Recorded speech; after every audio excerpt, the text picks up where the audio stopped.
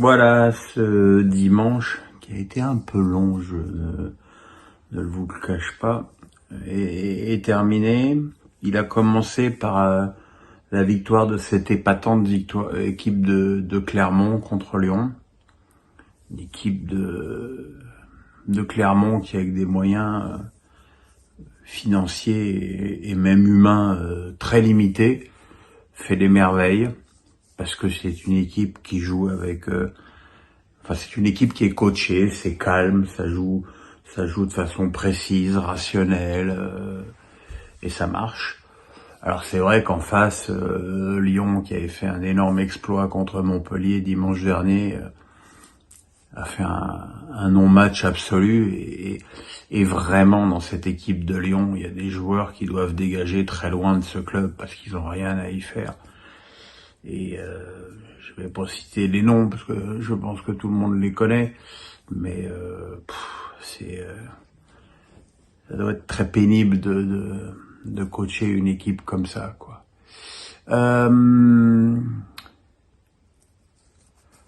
Qu'est-ce que je voulais dire après, donc il y a eu 3 matchs à 15h puisque le Toulouse-Nantes a été décalé d'1h30. Dans le match, alors des matchs dont j'ai pas grand-chose à dire, Montpellier-Lorient 1-1, match sans intérêt pour le classement. 3 a pris sa raclée hebdomadaire cette fois-ci à Rennes après un premier but très chanceux de Théâtre. Après ça a déroulé, Bourigeaud et un doublé de Toko Ekambi ont permis à Rennes de se rapprocher de Lille et surtout de soigner leur différence de but. Et les Bretons, malgré une mauvaise deuxième partie de saison, sont toujours dans la course pour l'Europe. Et puis il y avait évidemment un match très important entre Brest et Auxerre. Et là, j'avoue que j'ai pas bien compris la tactique bourguignonne.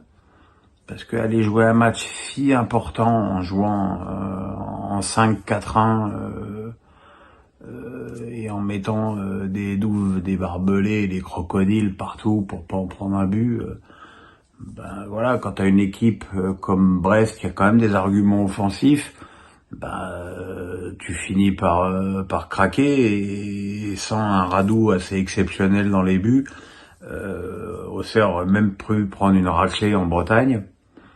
Voilà, c'est franchement dans la situation, après une très très belle période où on pensait qu'Auxerre allait s'en sortir finalement assez facilement. Là, j'avoue que surtout ce match, je l'ai trouvé très très décevant. Et puis les Bretons, ils ont été dans leur style depuis qu'Éric Roy est sur le banc. Ils ont fait ce qu'il fallait, ils ont marqué un but une nouvelle fois par le Doiron qui a bien repris une tête de Mounier bien repoussée par Radou une fois de plus. Et voilà, maintenant les Bretons qui rejoignent Strasbourg au classement et qui comptent donc 5 points d'avance, 4 points sur Auxerre et 5 points sur Nantes, qui a donc arraché péniblement un match nul contre une équipe de Toulouse où il y avait bizarrement des titulaires sur le banc. Je dis bizarrement puisque avec cette histoire du flocage arc-en-ciel pour lutter contre l'homophobie, 3 joueurs de Toulouse ont refusé de jouer. Alors même si Toulouse a dit oui, on les a mis de côté. Non, on les a pas mis de côté, ils voulaient pas jouer. Donc quand tu mets de côté quelqu'un qui veut pas jouer, c'est pas pareil. Donc voilà quoi, je suis désolé de le dire, mais depuis leur victoire en Coupe de France, Toulouse est une des équipes qui fausse le plus le championnat parce qu'ils jouent sans grande envie, même si c'est vrai qu'en deuxième période ils ont étouffé une équipe de Nantes qui a surtout cherché à à défendre son but et qui, déjà en obtenant un match nul, préserve ses chances, d'autant que c'est vrai que le calendrier d'Auxerre, qui va jouer le PSG et Lens dans les 3 derniers matchs, me semble beaucoup plus compliqué que celui de Nantes. Et puis ce soir, le prime time d'Amazon, c'était donc Marseille contre Angers. Alors, je veux bien que Marseille soit avec le PSG, l'équipe qui fasse le plus d'audience. Et franchement, s'infuser un match contre la Lanterne Rouge le dimanche soir à 20h45, c'est pénible. Même si Angers, contrairement à Troyes, défendu avec pas mal d'audace sa position.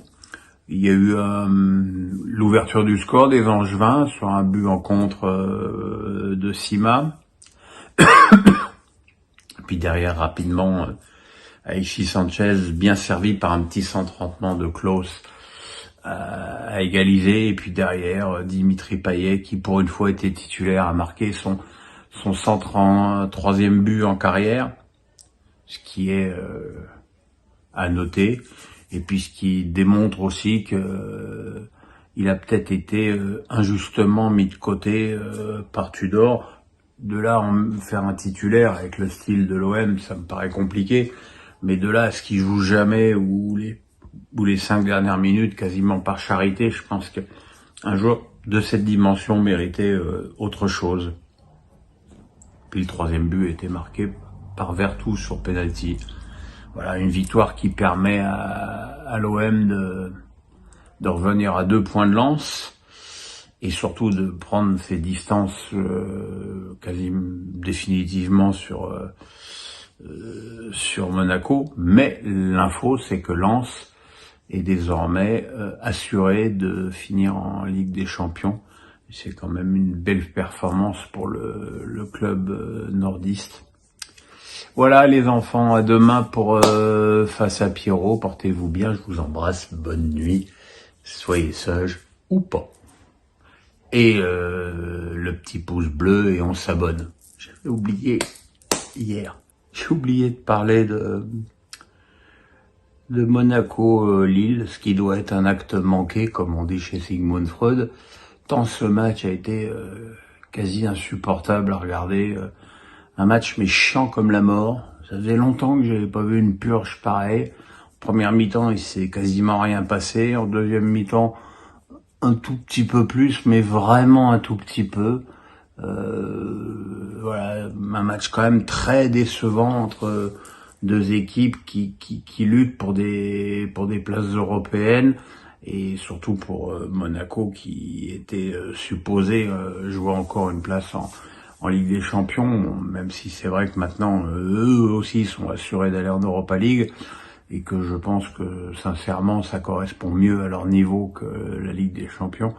Mais voilà, un match incroyablement décevant, à tel point que j'ai failli l'oublier. Donc, pouce bleu, abonnés, bisous, bonne nuit, vive la France. La France.